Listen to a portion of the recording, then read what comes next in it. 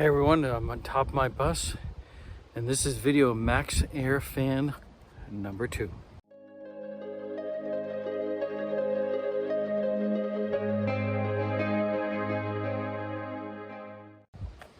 Alright, let's see. Okay, there's the front of my bus. You can see behind me, that's the first Maxxair fan I installed. And now that one is on the front of the cab. The reason I have that there to run slowly to help draw the heat out of the cab itself. Now, I'm going to be installing a second one. It's a little bit different process because this is going through the metal part of the roof. So I'm going to switch the camera around here and show you what I've done so far.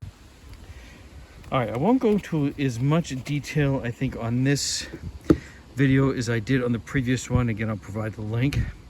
However, what I did is at first I tried centering on the top of the bus. However, I had to move this over 4.5 inches off center. Otherwise, it was going to look kind of odd down below where I need it to be. So what I did, you'll see there's actually 2 screw holes. That was the actual center. I deliberately did that to see where my initial placement would be and how I might need to move this whole setup, which is fine. I knew that was going to be there, and I knew it was going to be covered when I take this whole section. So once I went down underneath, I knew I needed to move the center over 4.25 inches. What I did then is from the center there, I measured out 7 inches here and here, here, drew my square based on my template, and made sure that it's the 14 by 14 opening. Now the next thing I'm going to do here is I'm just going to use a Sawzall. I'm going to cut these sections out, and I have a blanket underneath to catch all the metal shavings and stuff like that. Now, I have my opening cut out here. There's a lot of light, so I'm going to try and turn the camera around so you can see what I'm going to be doing a little different to anchor it down.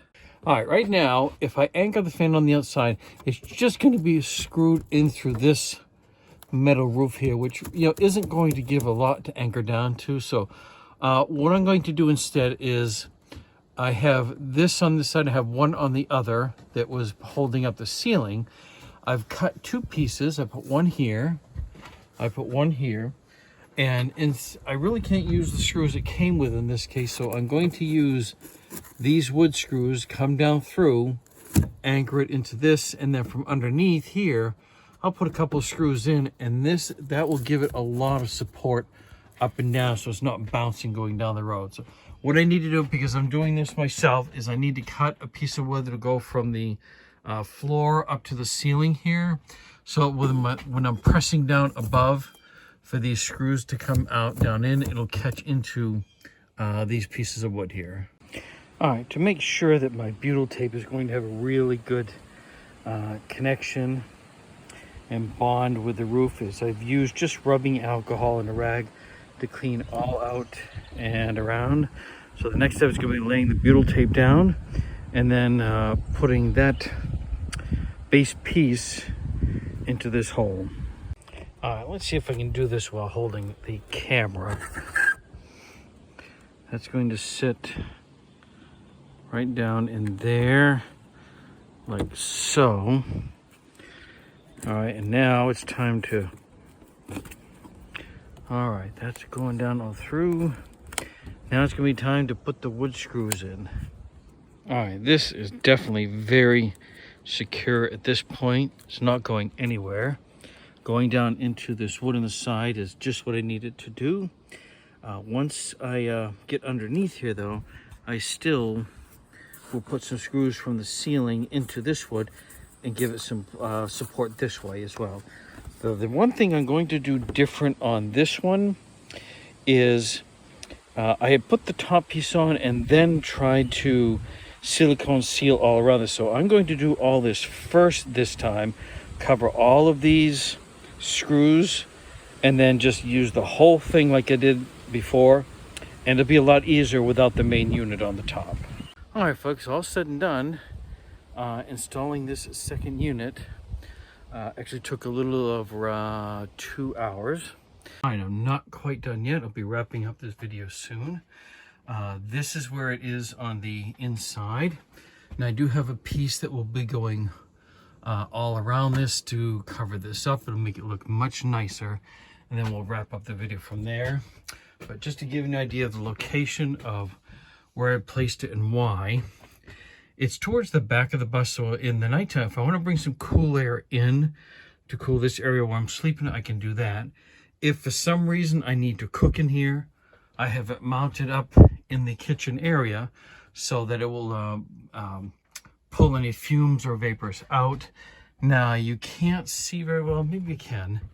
For airflow purposes, I have this vent which will run into here, and I can always open this up, you know, so that if there's any cool air coming in here, I can bring it through. Now, I may still need to do something different. If it's too hot in the cab, I certainly don't want to be pulling that hot air in here.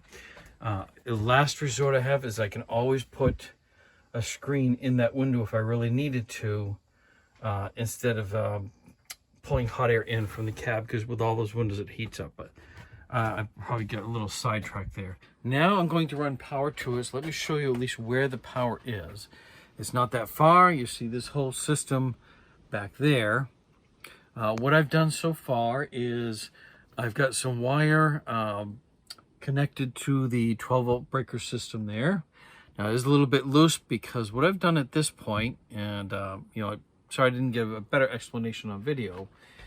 I drilled a little hole in the ceiling. I fished these through up here. They are going to connect to this right here. Now what I'm going to do is close this so you can see. The wires are going to go in behind here. Let me turn the camera around so I can show you a little bit better. All right, the wires will come down from here, and it's going to go in behind here, and I am putting in a old-fashioned retro light switch. Now the reason that I can use these switches, and for electricians in a house, these will go in an electrical box to protect the wiring.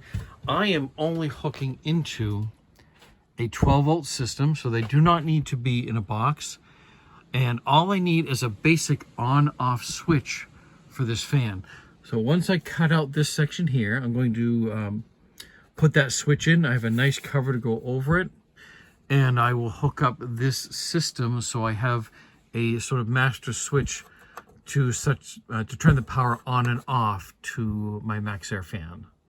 All right, just a quick little update here. I have spliced in my wires, making sure that the positive, although like someone said in another video, I guess it's unusual for the black to be positive, but it is labeled. And I ran a test from this booster up to the 12-volt system, and I do have power to the fan. So my next step now is to pull these wires through, shorten those up, and hook in the interrupt switch. All right, my switch is now connected. So I have a manual on-off switch. And let me turn this on, and I think you might be able to hear the beep when the power goes to the Maxxair fan. All right, if you didn't, then I'm just going to turn it on and show you it does have power.